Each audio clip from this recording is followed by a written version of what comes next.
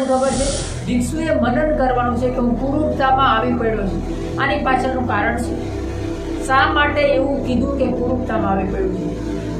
આજે માણસો જીવનમાં, આપણા સામાજિક જીવનમાં જે છોકરા છોકરી હોય, યુવાન યુવતીયા હોય, એ શાની પ્રત્યે આકર્ષિત થાય વધારે?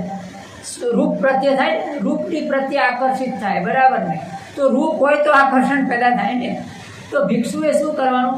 સાદગીપૂર્ણ જીવન છે, એનું કુરૂપતામાં છે, બરાબર? ચીવરનો અર્થ શું થાય? ચીવરનો અર્થ થાય જે ચીથરાઓથી બનેલું છે, બરાબર?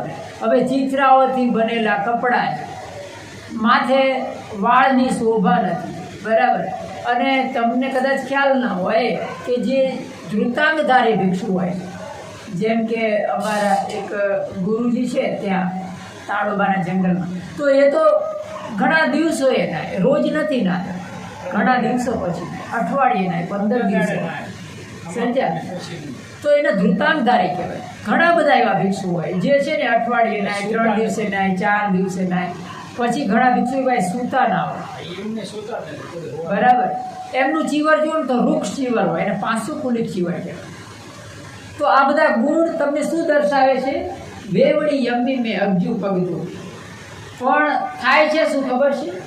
આપણે બધા છે ને એ ઘણીવાર વિજ્ઞાનવાદી એટલે શું? મને ઘણા, હું તો પહેલાં શું છે, ચપ્પલ એ નહોતો પહેરતો જ્યારે શરૂઆતમાં આવ્યો ને, તો લોકો શું કહે ખબર છે? બંતેજી ચપ્પલ કેમ નથી પહેરતા?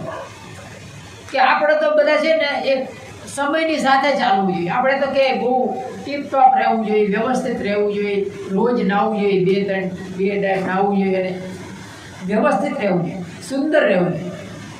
હવે અહીંયા છેદ ઉડી ગયો ને, બેવડી યમ્મી મેં અજુ પગતું, હું કુરૂપતામાં આવી પડ્યો.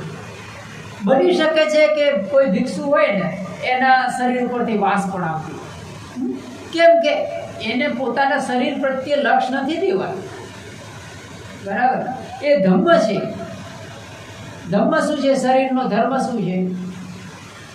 જર્જરિત થવાનો, ગંદુ થવાનો, એનો ધર્મ છે. તમે નાવ તોય ગંદુ થાય, નહીં નાવ તોય ગંદુ થશે, બરાબર? તો વેવડી અમ્મી મેં હજુ પગતું, હું કુરૂપતામાં આવી પડ્યો છું.